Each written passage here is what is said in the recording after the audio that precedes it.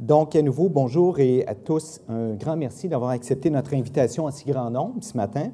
Je vous souhaite la bienvenue au colloque du groupe de travail, emploi et droits de la personne de Garling WLG. Mon nom est Pierre Pilote. Je suis associé au bureau de Garling WLG à Montréal. Je serai votre maître des cérémonies pour la matinée. Avant de débuter, voici quelques informations utiles. Suite au colloque de ce matin, vous recevrez une attestation de formation reconnue par le barreau pour une durée de 3 heures de formation. Cette formation est également reconnue par l'Ordre des conseillers en ressources humaines agréés pour une même durée. Assurez-vous d'avoir signé le registre des présences à la table d'accueil et vous recevrez votre attestation de participation par envoi électronique au cours des prochains jours. Finalement, et comme nous allons commencer sous peu, je vous demanderai, s'il vous plaît, d'éteindre les sonneries de vos appareils électroniques. Le programme aujourd'hui, intitulé « Les ressources humaines à l'ère des réseaux sociaux », a été préparé pour vous afin de vous aider à faire face à d'éventuelles situations auxquelles, en tant que conseiller juridique d'entreprise et professionnel en ressources humaines, vous pouvez être confrontés. Aujourd'hui, nous parlerons d'abord en fait, on va vous présenter le top 10 des décisions marquantes de 2016 en droit de l'emploi. Par la suite, on vous présentera le sujet médias sociaux et invalidité, conjugaison parfaite ou incompatibilité. Par la suite, ce sera l'utilisation des médias sociaux par l'employeur, du recrutement jusqu'à la fin d'emploi. Et enfin, un panel sur la surveillance des employés par les médias sociaux, agences de sécurité versus contexte juridique.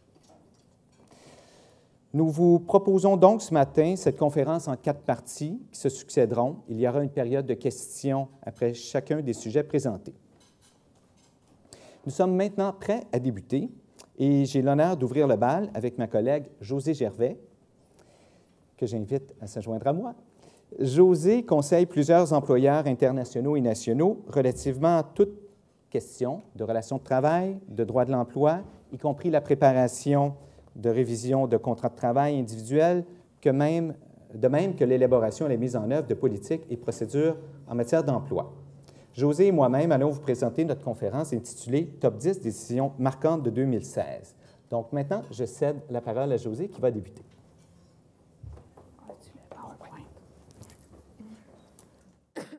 Ça irait mieux avec ça. Donc, bon matin tout le monde. Comme c'est rendu un petit peu notre tradition là, à notre colloque annuel en droit du travail, on a fait pour vous une révision de la jurisprudence qui a été rendue au cours de la dernière année et on a sélectionné 10 décisions qui, à notre avis, là, méritaient qu'on s'y attarde.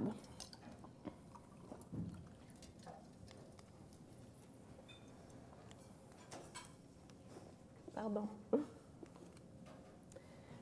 Donc, je débute immédiatement avec 2 décisions qui ont été rendues de façon conjointe par le tribunal administratif du travail en décembre 2016. Ce sont 2 décisions, en fait, qui faisaient suite au dépôt de requêtes en accréditation par des associations de cadres de premier niveau chez Hydro-Québec et à la Société des casinos de Montréal.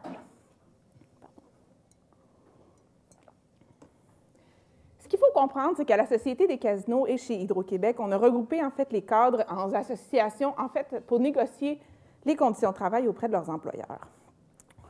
En 2009, c'est l'Association des cadres des casinos de la Société des casinos qui dépose une requête en accréditation en champ libre pour représenter l'ensemble des cadres.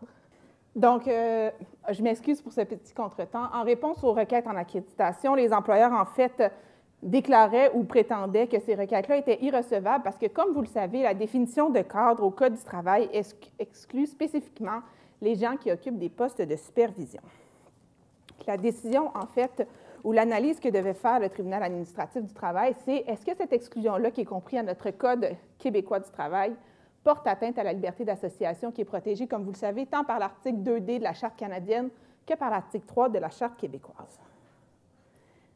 Ce qui est intéressant, en fait, c'est que les associations de cadres ont présenté une preuve, en fait, le traitement des cadres au niveau international et national, que ce soit dans les autres juridictions canadiennes ou encore à l'international, aux États-Unis, en Europe, et évidemment au moyen des organismes, des conventions ratifiées par le Canada, puisque le Canada fait partie de l'Organisation internationale du travail.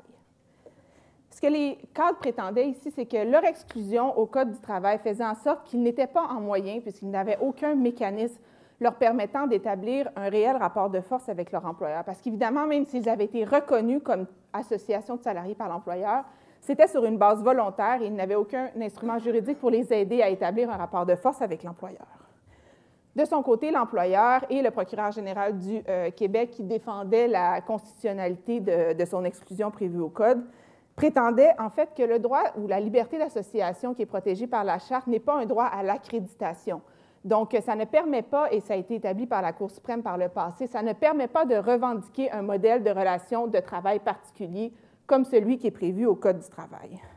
Le procureur général prétendait également que l'objectif de l'exclusion, c'est d'éviter que les cadres se placent en situation de conflit d'intérêts parce qu'en bout de ligne, lorsque la convention collective doit être appliquée dans un milieu de travail, ce sont souvent les cadres qui sont appelés à l'appliquer. Le tribunal administratif du travail va faire une révision importante de toutes les décisions qui ont été rendues en matière de liberté d'association. Et c'est certainement un des droits fondamentaux ou une des libertés fondamentales qui a fait l'objet de développement jurisprudent des plus intéressants au cours des 30 dernières années. Donc, le TAT commence par la révision de la trilogie de 87 de la Cour suprême, où la Cour suprême avait retenu une interprétation extrêmement restrictive de la liberté d'association, concluant en fait qu'elle excluait spécifiquement de son spectre les questions, en fait, le droit de grève et le droit de négocier collectivement. Ensuite, le TAT, on passe en revue les décisions rendues depuis 2001 Dunmore, 2007 Health Services, 2011 Larry Fraser et finalement la trilogie de 2015 pour conclure qu'en fait, il ne fait aucun doute à ce stade-ci que la liberté d'association qui est protégée par la Charte protège le droit à la négociation collective, là, qui en est une partie intégrante. Et le TAT, en fait, retient des enseignements de la Cour suprême également que les deux associations de cadres n'ont pas à démontrer ici qu'il y a une impossibilité pour eux de négocier collectivement, mais seulement une atteinte substantielle. Finalement, c'est important de comprendre que selon les enseignements de la Cour suprême qui sont repris par le TAT, la liberté d'association ne protège pas le droit à un résultat, mais plus l'accès à un processus de négociation comme tel. Le tribunal, dans sa décision, distingue 3 niveaux de cadre, et c'est important parce que les conclusions auxquelles va en arriver le tribunal ne sont pas nécessairement transposables aux autres niveaux de cadre. Ici, c'était vraiment des associations de cadres de premier niveau. Donc, on les distingue, là, selon le TAT, des cadres intermédiaires ou des cadres supérieurs dont les décisions peuvent vraiment avoir un impact sur les orientations et les décisions d'une entreprise. Finalement, le TAT conclut que l'exclusion des cadres qui est contenue à l'article 1L du Code du travail porte atteinte à la liberté d'association qui est protégée constitutionnellement, et ça pour 3 raisons. Premièrement, parce que même si les associations avaient fait l'objet d'une reconnaissance, cette reconnaissance-là était exclusivement tributaire de la bonne volonté de l'employeur et il n'y avait aucun mécanisme pour sanctionner des pratiques qui auraient pu constituer de l'entrave ou de l'ingérence de la part de l'employeur. Ensuite, les cadres ne bénéficiaient d'aucun mécanisme non plus pour s'assurer que l'employeur allait négocier de bonne foi les conditions de travail comparativement à ce qu'on retrouve dans le Code du travail. Et finalement, évidemment, les cadres n'ont pas accès au droit de grève, mais n'ont pas non plus de mécanisme alternatif là, qui permettrait d'établir un véritable rapport de force avec l'employeur. Donc, finalement, le tribunal conclut qu'il y a violation de la liberté d'association et que dans le contexte, là, elle n'est pas justifiée par l'article 1 de la Charte, donc elle ne peut pas se justifier dans une société libre et démocratique.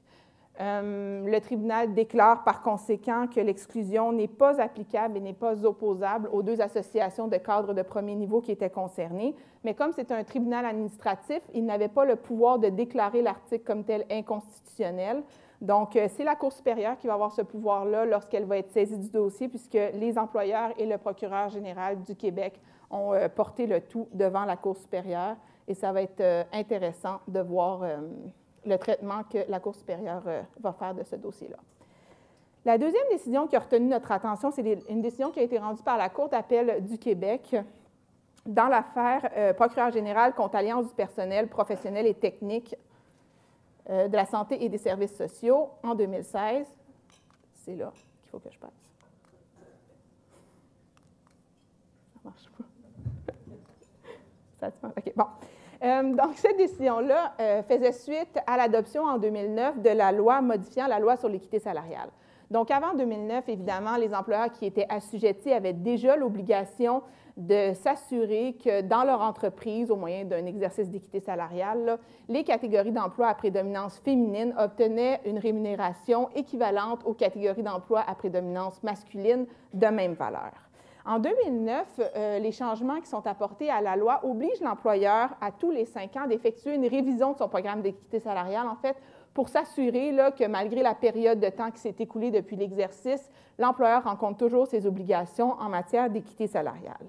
Le problème, et c'est ce qui était au cœur du litige dans ce dossier-là, c'est que si, par exemple, au terme de l'exercice de maintien d'équité salariale, l'employeur conclut qu'il doit verser des ajustements salariales à des catégories d'emploi à prédominance féminine, ces ajustements-là ne sont pas rétroactifs. C'est donc dire que, par exemple, si une catégorie d'emploi comme des adjointes, qui est une catégorie d'emploi qui est généralement ou toujours à prédominance féminine, si on conclut qu'elle a droit au terme d'un exercice de maintien à un ajustement salarial parce qu'il y a un changement qui est survenu dans l'entreprise, ça peut être 4 ans ou 5 ans auparavant, eh bien cet ajustement-là n'est pas rétroactif à la date où le changement est survenu, il va seulement être dû à la date de l'exercice du maintien. Les syndicats prétendaient que ces dispositions-là, qui se retrouvent aux articles 76.3 et 76.5, étaient discriminatoires, et c'est ce que la Cour supérieure avait conclu en les déclarant invalides inopérants. Par ailleurs, la Cour supérieure avait suspendu l'effet de sa déclaration pour une durée d'1 an, ou jusqu'à ce que le législateur, en fait, là, ajuste le tir. Donc, en cour d'appel, le procureur général du Québec défendait, en fait, la légalité de sa loi, et la Cour d'appel conclut que même si l'objectif des dispositions apportées à la loi sur l'équité salariale par les changements de 2009 en est un réparateur, en fait, dans ses effets, ces modifications-là ont fait en sorte qu'elles ont perpétué une inégalité pour les personnes qui occupent des emplois à prédominance féminine. Donc, pour la Cour d'appel, il ne fait aucun doute que le régime actuel permet en fait à un employeur de ne pas compenser l'écart salarial que vont subir des catégories d'emploi à prédominance féminine au cours des 5 ans qui précèdent le maintien. Donc, pendant cette période de 5 ans-là, qui peut aller jusqu'à 5 ans, pour la Cour d'appel, l'équité salariale n'est simplement pas respectée au sein de l'employeur.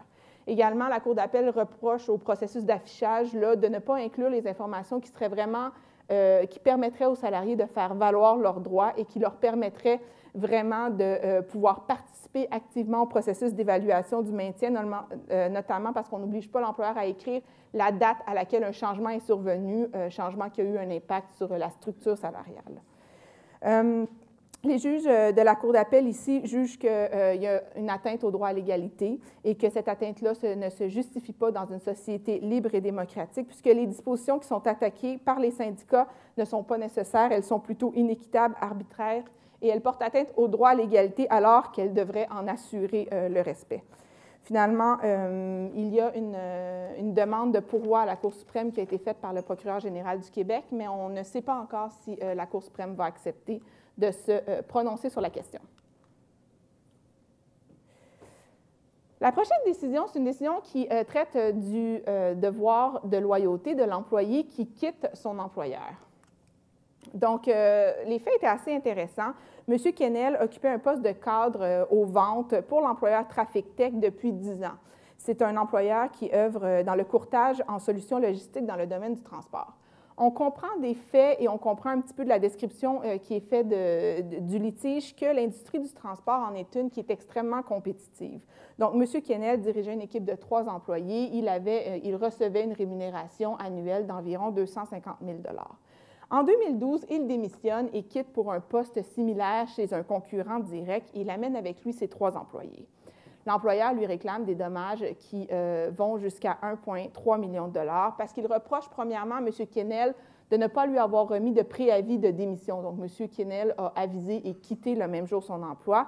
On lui reproche également d'avoir enfreint des clauses de confidentialité et de non-sollicitation qui étaient à son contrat d'emploi, et ce sont des clauses auxquelles étaient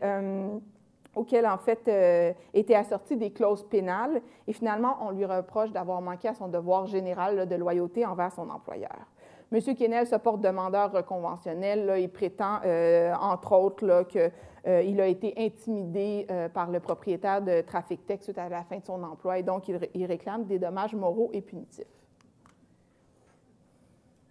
Ce qui est intéressant dans ce dossier-là, c'est que les parties étaient liées par un contrat à durée déterminée de 3 ans. Le contrat en question avait pris fin en 2007 et on se souvient que la démission date de 2012. Donc, lorsque la relation prend fin, le contrat est arrivé à son terme depuis longtemps. Au terme de l'article 2090 du Code civil, lorsque, suite à l'arrivée du terme d'un contrat à durée déterminée, le salarié continue sa prestation de travail sans opposition de l'employeur, il y a en fait l'effet juridique du Code civil va faire en sorte que le contrat d'emploi est reconduit tacitement pour une durée indéterminée. Donc, c'est ce qui est arrivé dans ce cas-là. Le contrat avait été reconduit, on n'en avait pas signé de nouveau. Mais la jurisprudence a aussi conclu que ce ne sont que les clauses essentielles du contrat qui sont reconduites. On parle généralement des clauses qui traitent du salaire ou, par exemple, de l'horaire de travail. Donc, pour la Cour, il ne fait aucun doute que les clauses de non-sollicitation, les clauses de confidentialité auxquelles étaient assorties des clauses pénales, n'avaient pas été reconduites tacitement par l'effet de l'article 2090. Sur la question du préavis raisonnable, étant donné que les parties étaient maintenant liées par un contrat à durée indéterminée, chacune des parties pouvait y mettre fin au moyen d'un préavis raisonnable. Et en fait, M. Quesnel prétendait qu'étant donné le milieu dans lequel il œuvrait, même s'il avait remis à son employeur un préavis d'émission, jamais son employeur l'aurait laissé travailler pendant la durée du préavis. Cet argument-là n'a pas été retenu et le juge a accepté de faire droit à la réclamation de 6 semaines de l'employeur. La façon dont l'employeur a calculé les dommages, c'est qu'il a réclamé l'équivalent de la rémunération de M. Quesnel pour 6 semaines, ce que le juge a trouvé justifié dans les circonstances et a même laissé entendre que le préavis aurait été plus long, étant donné que monsieur était là depuis 10 ans et qu'il occupait un poste assez élevé. Au niveau des dommages qui découlaient de l'application de la clause pénale, évidemment, étant donné que ces clauses-là n'avaient pas été reconduites, vu que les parties n'avaient pas signé de nouveaux contrats, cette réclamation-là a été rejetée. Sauf que M. Quesnel demeurait assujetti à une obligation générale de loyauté et de confidentialité. Et le juge conclut qu'en recrutant ses employés pour un concurrent, alors qu'il était toujours à l'emploi de Trafic Tech, M. Quesnel a manqué à son obligation générale de loyauté. En fait, la preuve démontrait qu'il avait invité ses collègues au restaurant et leur avait transmis dans des enveloppes cachetées les offres d'emploi du concurrent. Et en se faisant la courroie de transmission, en fait, des offres d'emploi, la Cour supérieure conclut qu'il s'agissait d'un comportement déloyal, mais étant donné qu'il y avait une absence de preuves sur les dommages que ça avait engendré, il n'y a pas de montant qui a été octroyé à ce niveau-là. Finalement, s'agissant de la réclamation de M. Quesnel en demande reconventionnelle, la Cour supérieure conclut en effet que son ex-employeur avait utilisé des armoires à glace pour l'intimider lors d'un restaurant et donc octroie 5 000 $ à titre de dommages moraux. La prochaine décision, c'est une décision qui est intéressante pour le motif qu'elle traite la situation des employés qui sont en disponibilité.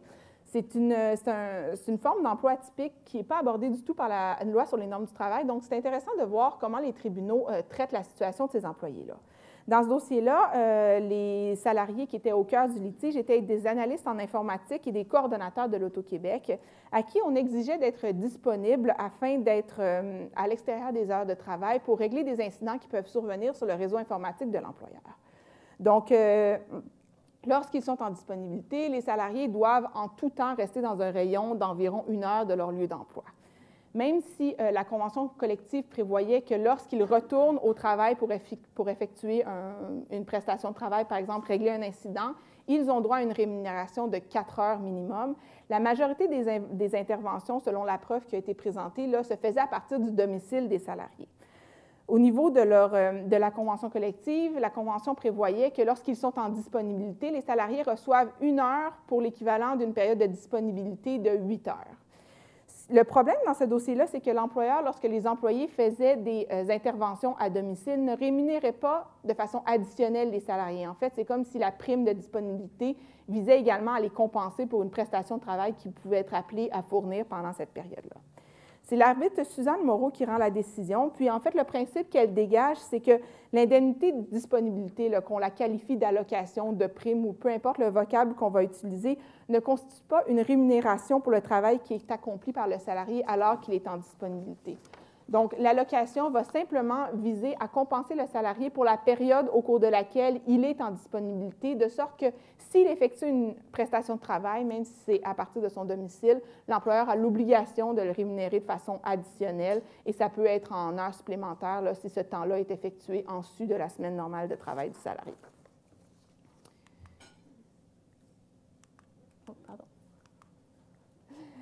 La prochaine décision, c'est une décision qui a été rendue dans l'affaire Centre intégré universitaire de santé et de services sociaux du nord de l'île de Montréal. Donc, ce qui est intéressant dans ce grief-là, c'est que c'est un grief qui regroupe 52 plaignants et 12 griefs en tout, et ça a été logé par l'équipe de soins à domicile de l'employeur, soit des ergothérapeutes, des physiothérapeutes, des travailleurs sociaux.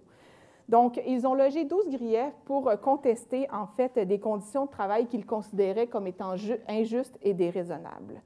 Les faits à l'origine du litige découlaient d'une directive du ministère de la Santé qui avait demandé à l'employeur, en fait, d'augmenter de 10 % le temps d'intervention pour la clientèle des soins à domicile. Donc, pour répondre à cette directive-là, l'employeur avait adopté un programme qu'il avait appelé le programme de gestion de la performance. L'objectif du programme, en fait, c'était de gérer ou de mesurer le rendement de l'équipe en comptabilisant la durée des actes qui étaient posés et des interventions. Donc, concrètement, les salariés devaient remplir des formulaires dans lesquels ils inscrivaient les interventions qu'ils avaient effectuées. Et chaque intervention ou acte correspondait à une durée dite standard dans le programme. Et s'ils n'avaient pas atteint cette durée-là, ou si la durée avait été supérieure ou l'objectif n'avait pas été rencontré, ils se devaient de justifier l'écart avec le programme de performance. La preuve a démontré, en fait, qu'en bout de ligne, le programme a causé un stress important en milieu de travail. Ça a créé un climat de travail très tendu. Les gens étaient incapables d'atteindre les objectifs, donc ils se sentaient dans une situation d'échec constamment. Le nombre de demandes d'aide au programme d'assistance aux employés a augmenté, le nombre de congés de maladie a augmenté. Il y a même des employés qui se sont prévalus de leur droit de partir à la retraite. Et finalement, les plaignants sont venus témoigner sur toute l'anxiété et l'humiliation qu'ils avaient ressentie en lien avec l'application de ce programme-là. L'employeur, de son côté, admettait qu'en bout de ligne, le programme n'était peut-être pas optimal pour le milieu dans lequel il avait été implanté, puisque l'employeur y a mis fin après une durée de 7 mois seulement, mais en défense, il disait simplement qu'il l'avait fait de bonne foi et donc qu'il ne pouvait être pénalisé à ce niveau-là. C'est l'arbitre Carole Jobin qui a rendu la décision. Évidemment, on comprend que ça a été plusieurs journées d'audience étant donné le nombre important de plaignants. Et elle va conclure que même si l'implantation du programme découlait du pouvoir de direction ou du droit de gérance de l'employeur, dans les faits, ça avait résulté en une atteinte aux droits des plaignants des conditions de travail justes et raisonnables. Donc, c'est un droit qui est protégé par le Code civil, par la Charte québécoise, comme vous le savez. Donc, pour l'arbitre, il ne fait aucun doute que les salariés qui ont été soumis au programme de performance ont subi une pression qui, dans les circonstances, était déraisonnable et elle reproche à l'employeur de ne pas avoir agi lorsqu'il a été informé de tous les inconvénients qui avaient été occasionnés par le programme. Ce qui est intéressant, c'est qu'évidemment, l'arbitre n'a pas entendu les 52 plaignants qui étaient à l'origine des griefs. Elle en a entendu quelques-uns, mais par l'utilisation d'une présomption de fait, elle conclut qu'elle peut, à l'aide des témoignages reçus, conclure que l'ensemble des plaignants ont subi le même préjudice que celui présenté devant elle par les quelques témoins. Donc, elle a octroyé une somme qu'elle qualifie un peu de symbolique pour des dommages moraux de 500 $ par salarié concerné. Puis, finalement, l'employeur a porté cette décision-là en révision judiciaire et le 21 avril dernier, la Cour supérieure a confirmé la décision qui avait été rendue par l'arbitre Jobin. Merci, Josée. Donc, voilà, je vais prendre la suite. Donc, autre décision qui a attiré notre attention, c'était en fait en 2016, c'est celle rendue par la Cour suprême du Canada dans l'affaire Wilson et Énergie atomique du Canada. Dans cette affaire-là, il s'agissait la Cour suprême était saisie d'un litige qui mettait en cause la portée de l'article 240 du Code canadien du travail, qui prévoit des protections pour les salariés les employés, en cas de congédiement injuste. Les faits sont les suivants. M. Wilson travaille environ 4 ans et demi pour Énergie atomique du Canada. Il est congédié en 2009 alors qu'il a un dossier disciplinaire vierge. L'employeur lui offre une indemnité de 6 mois de salaire, ce que M. Wilson refuse. Et M. Wilson, comme il se doit, dépose une plainte en vertu de l'article 240 du Code canadien du travail. De son côté, l'employeur poursuit le versement du salaire de M. Wilson pendant 6 mois, durée considérée par l'employeur comme étant raisonnable. En réponse à la plainte de M. Wilson, l'employeur prétend que le salarié a été congédié sans motif sérieux et qu'il a obtenu une généreuse indemnité de départ. Donc, conséquemment, l'employeur est d'avis que le Code canadien du travail ne l'empêche pas de mettre fin à l'emploi du salarié et que, sans motif sérieux, en d'autant qu'il verse une indemnité tenant lieu de préavis de fin d'emploi raisonnable.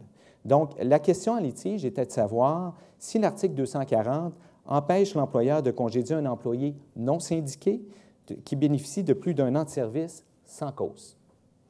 Donc, l'arbitre, en première instance, saisi du grief, conclut que le versement d'une indemnité de départ par un employeur ne permet pas d'exclure la question du caractère juste du congédiement. Pour l'arbitre, un employeur ne peut congédier sans cause en offrant une indemnité de départ. Ce qui semble aller de soi ne l'était pas pour la Cour fédérale qui, saisie du dossier en révision judiciaire, renverse la décision de l'arbitre et la Cour fédérale conclut plutôt que la décision est déraisonnable et qu'un employeur peut congédier sans cause un salarié qui a plus de 12 mois de service dans la mesure où il lui offre une indemnité de départ correspondant à un préavis raisonnable, ce que permet le common law et ce que permet le Code civil du Québec. J'évoque l'article 2091. Donc, la Cour fédérale d'appel, elle-même saisie du dossier, confirme la décision de la Cour fédérale en première instance.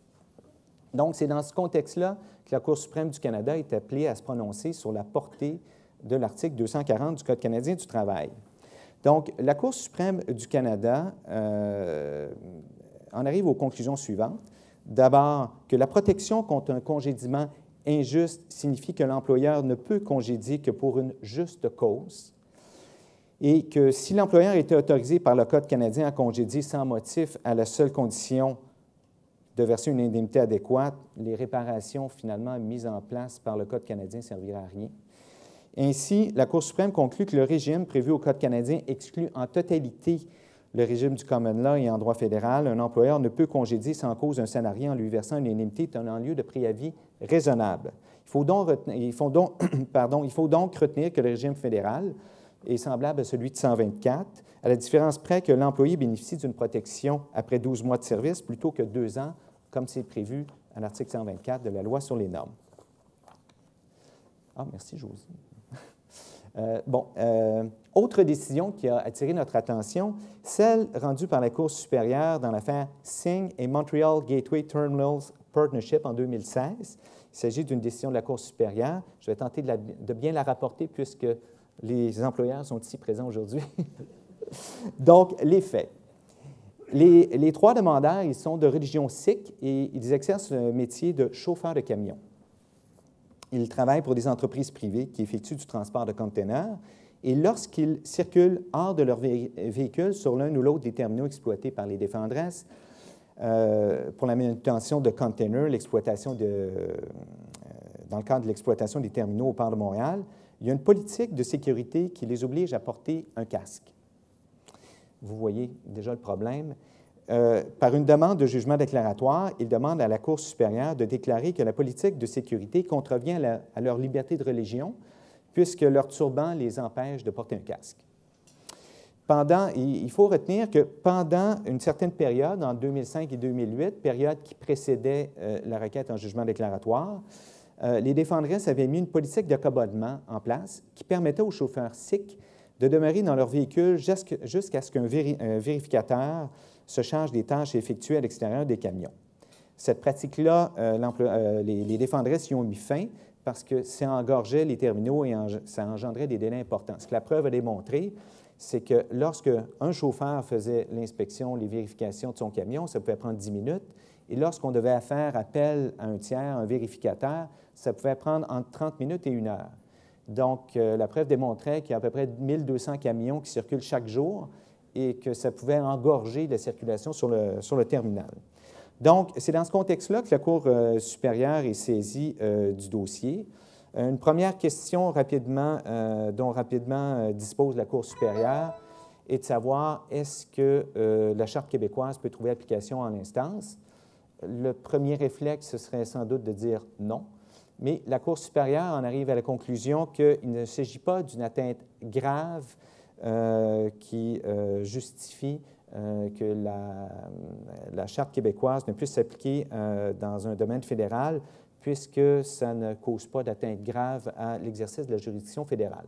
Donc, voilà. Mais pour ce qui est au cœur de la décision dont le tribunal avait à trancher, le tribunal conclut que, en ce qui concerne la loi canadienne sur les droits de la personne et la Charte québécoise, les demandeurs, ils ont établi que la politique, elle est discriminatoire. Pourquoi? Parce que, un, il est impossible de respecter l'obligation de porter un casque sans contrevenir à leurs croyances religieuses. Deux, il y a un lien entre la non-reconnaissance en pleine égalité de leur liberté de religion et la distinction apportée par la politique. Et trois, l'obligation de porter un casque compromet l'exercice en pleine égalité de leur liberté de religion. Donc, c'est la première étape, c'est les trois critères pour conclure à l'existence d'une discrimination. Par contre, dans un second temps, le tribunal devait déterminer si les défendresses avaient prouvé que la politique elle était fondée et qu'elle constituait une exigence professionnelle justifiée ou une justification réelle et raisonnable. Et le tribunal conclut que oui. Pourquoi? D'abord, la politique elle a été adoptée pour un but rationnellement lié à la fonction à exécuter par les chauffeurs. Deux, la politique elle avait été adoptée de bonne foi pour assurer la sécurité des chauffeurs. Les défendresses ont administré une preuve à l'effet qu'il y avait quand même un risque important d'accident et qu'en certains cas, il y avait une matérialisation des risques. Et trois, finalement, le tribunal conclut que la politique elle est raisonnable, nécessaire au travail des camionneurs. Et donc, le tribunal conclut que les défendresses ont démontré qu'il était impossible de composer avec les demandeurs sans subir une contrainte excessive. Ce qui est intéressant, le tribunal va assez loin. Il va jusqu'à dire que toute dérogation à la politique visant le port obligatoire du casque de sécurité constituerait une contrainte excessive. Mais en parallèle, c'est important de porter votre attention sur le fait que dans cette affaire-là, le juge note bien que les demandeurs n'ont fait aucun compromis alors que le devoir d'accommodement incombe à tous. L'employeur avait, pendant une certaine période, mis une mesure d'accommodement et finalement qui ne devenait pas possible et les demandeurs ont été assez intransigeants quant aux solutions à y apporter. Donc, je pense que ça a certainement eu un impact là, sur la décision. Autre décision maintenant, dans l'affaire Ville de Montréal et Fraternité des policiers et policières, soit dit en passant, j'ai oublié de vous dire, c'est en appel. C'est donc une décision de la Cour d'appel. La Cour d'appel sera saisie de ce dossier-là. Donc, j'arrive à la décision Ville de Montréal, PVM et Fraternité des policiers et policières de Montréal. C'est un grief patronal de 2016. Une décision de l'arbitre Nathalie Fauché. Les faits qui sont relatifs à ce grief-là, je pense que vous en avez été tous témoins. Il s'agit du tapissage des véhicules du service de police de Montréal, des gilets pare-balles et de tout le matériel là, y afférent. Et donc, suite à l'adoption de la loi là, qui visait à revoir là, le financement des régimes de retraite et le partage des déficits. Donc, la Ville prétend que les actes des policiers la privent de la jouissance et de la libre possession de ses biens et que ça cause des dommages à la Ville. Donc, par le grief, la Ville demande également d'ordonner aux policiers de cesser d'apposer des collants sur ses biens. Le syndicat, sans surprise, prétend que la pratique est liée à l'exercice par les policiers de leur droit d'association et que leur liberté d'expression dans le contexte du conflit de travail relatif à la réforme du régime de retraite, ils ont le droit de l'exercer, cette liberté d'expression-là. Donc, deux questions à litige. L'arbitre a-t-il compétence pour émettre une ordonnance de cesser l'apposition d'autocollants? Et deuxièmement, cette apposition d'autocollants-là, est-ce que c'est une activité protégée par la liberté d'expression ou la liberté d'association. Quant à la première question sur la compétence, l'arbitre en dispose assez rapidement et conclut que les dispositions du Code du travail, l'article 112.g, lui donne les pouvoirs nécessaires à rendre une telle ordonnance. Pour ce qui est des autocollants comme tels, c'est intéressant, l'arbitre prend assise sur une décision rendue par la Cour suprême et elle dit « Les autocollants constituent une forme de communication relevant de la liberté d'expression de la fraternité des policiers et de ses membres. Cependant, la Cour suprême a établi qu'il n'y a pas de protection de cette liberté lorsqu'il y a destruction de biens, voie de fait ou autres actes de conduite manifestement illégaux. » Évidemment, il y a une preuve qui a été administrée devant l'arbitre pour démontrer que finalement, il y avait des enjeux opérationnels, il y avait des enjeux de sécurité, puisque tapisser les véhicules de police ne permettait même plus de voir les numéros du véhicule de patrouille. Et bref, il y a une preuve qui a été administrée, et sur les coûts aussi, parce que l'employeur avait tenté dans un premier temps de retirer les collants, mais dans les heures suivantes, les véhicules étaient à nouveau tapissés. Donc, c'est dans ce contexte-là que l'arbitre rend sa décision. Donc, l'arbitre conclut qu'en présence d'une activité mettant en cause la liberté d'expression, cette liberté peut être limitée compte tenu du caractère délictuel. Donc, finalement, le corps de police, il ajoute, et c'est intéressant, il dit « Le corps de police doit faire preuve de neutralité, de loyauté envers les institutions. » Parce qu'on sait que c'était évidemment une réaction face à un projet de loi. Donc, elle dit « Ainsi, l'atteinte à la liberté d'expression est justifiée puisque l'objectif de l'employeur est d'éviter que son nom soit associé au message transmis par le syndicat, ce qui est un objectif urgent et réel. Donc, l'arbitre ordonne à la fraternité de cesser d'apposer des autocollants sur les biens de la Ville et déclare le syndicat de la fraternité responsable des dommages résultant de l'apposition des collants. Sans surprise, une requête en révision judiciaire a été logée à la suite de cette décision-là. Et ce matin, en m'en venant ici, je me suis dit, ce n'est pas la fin de l'histoire. J'ai croisé un véhicule ambulancier et je dois vous avouer que je n'étais pas en mesure de voir vraiment la couleur du véhicule tellement il y avait d'autocollants. Donc, ce n'est pas la fin de l'histoire. Une autre décision, celle-là, dans Syndicat canadien de la fonction publique et terminal maritime Sorel-Tracy, service de Quai Fagan, en décision de 2016, une décision de l'arbitre Denis Provençal. Dans cette affaire-là, il s'agit d'un grief de congédiement. On a trouvé des faits intéressants et voici pourquoi. L'employeur, c'est un opérateur de terminal maritime, c'est un arrimeur. M. Boisclair, il est embauché à titre de débardeur surnuméraire en 2006. Dans le cadre du processus d'embauche, pour accéder au statut d'occasionnel, M. Boisclair passe un examen pré-embauche, comprenant un test de dépistage des drogues. Qu'est-ce que ce test révèle? C'est que monsieur consomme du cannabis. Et monsieur est très transparent lorsqu'il rencontre le médecin qui lui fait l'examen pré-embauche. Il divulgue qu'il consomme du cannabis à des fins récréatives. Donc, en parallèle, l'employeur, lui, il a une politique de tolérance zéro aux drogues que M. Boisclair, notamment, connaît. Donc, mais M. Boisclair, ce qu'il affirme, c'est que je ne me suis jamais présenté au travail sous l'effet de drogue. La preuve révèle que M. Boisclair n'a jamais un dossier disciplinaire vierge, il n'a jamais eu aucun problème au travail. Donc, au terme de cet examen-là, des résultats positifs, l'employeur fait signer à M. Boisclair un protocole d'encadrement applicable pour la période de probation de 6 mois. Parce que monsieur, je vous rappelle, changeait de statut, donc ce qui faisait en sorte qu'il passait tout ce processus-là. Donc, au terme du protocole, il est prévu que M. Boisclair va pouvoir accéder à un statut supérieur dans l'entreprise. Et le protocole prévoit également, vous saurez deviner, des tests aléatoires pour la période. Donc, sans surprise, M. Boisclair il échoue 2 tests de dépistage parce qu'il a consommé dans les jours précédents le test.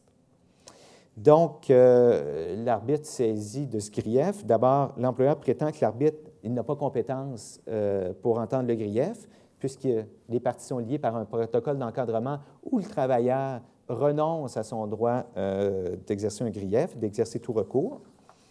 Et saisi de ça, l'arbitre Denis Provençal, lui, conclut que le protocole d'encadrement signé par le plaignant et le syndicat, il n'est pas opposable en raison du contexte dans lequel le protocole a été signé. En effet, M. Boisclair, l'arbitre, en arrive à la conclusion qu'il n'y avait pas le choix de signer le protocole s'il voulait accéder au statut d'occasionnel puis travailler sur une base régulière. Et l'arbitre note à nouveau que son rendement n'avait jamais été mis en cause lorsqu'il travaillait pour l'employeur. Donc, ce n'est pas dans un contexte disciplinaire où on lui fait signer là, ce protocole-là ou un problème de performance.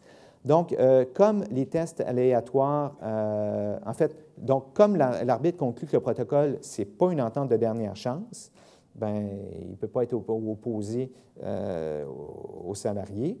Et donc, il en vient à la conclusion que les tests aléatoires, ils étaient déraisonnables et que la renonciation à la procédure de grief, elle est nulle.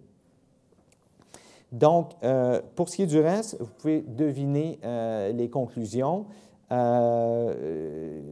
L'arbitre déclare que l'employeur ne peut sanctionner un salarié pour un geste posé en dehors des heures de travail, à moins que celui-ci ait un impact sur sa prestation de travail, donc un lien avec le travail.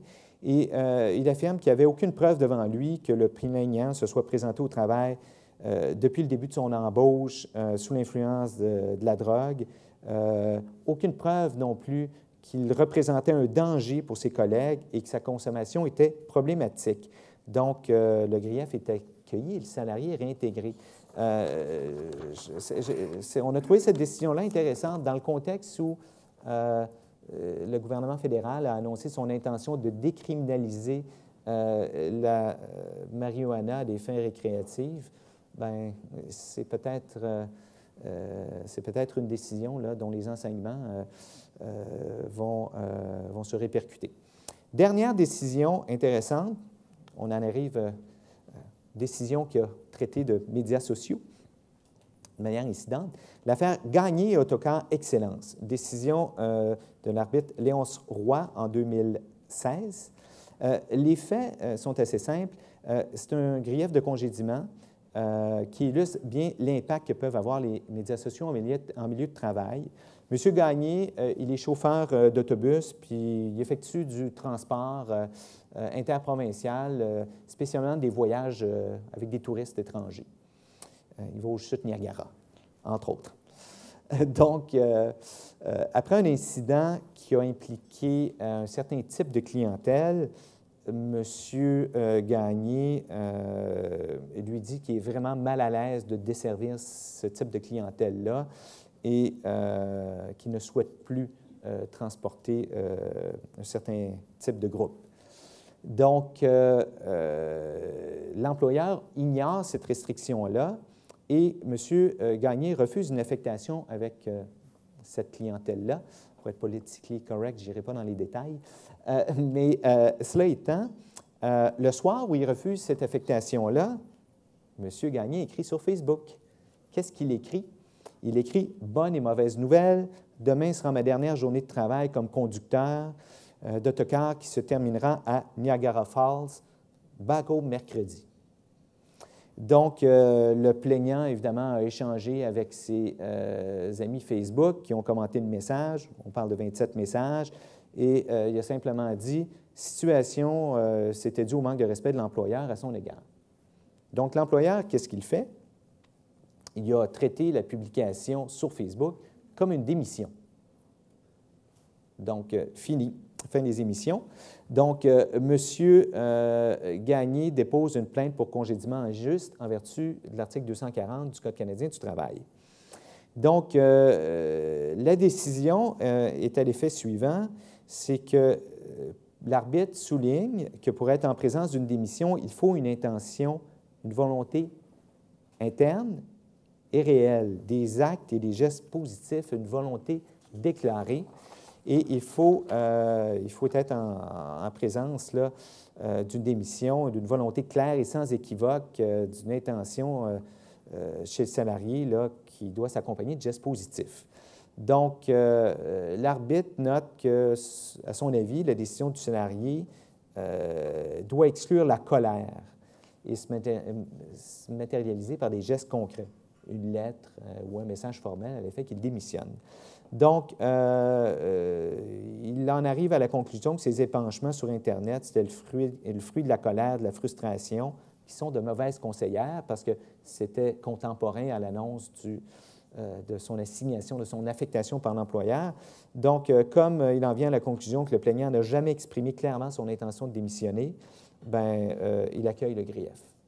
Donc, peut-être une leçon à retenir là-dessus. Je pense qu'une démission sur Facebook, ce n'est pas reconnu là, comme étant la manifestation d'une intention formelle, claire de la volonté du salarié. Donc, voilà. On est disponible, José et moi, pour répondre à vos questions sur l'une ou l'autre de ces décisions. Donc, écoutez, s'il n'y a pas de questions, sachez qu'on va circuler ici alentour et on sera disponible pour échanger avec vous. Ça va? Merci. Merci.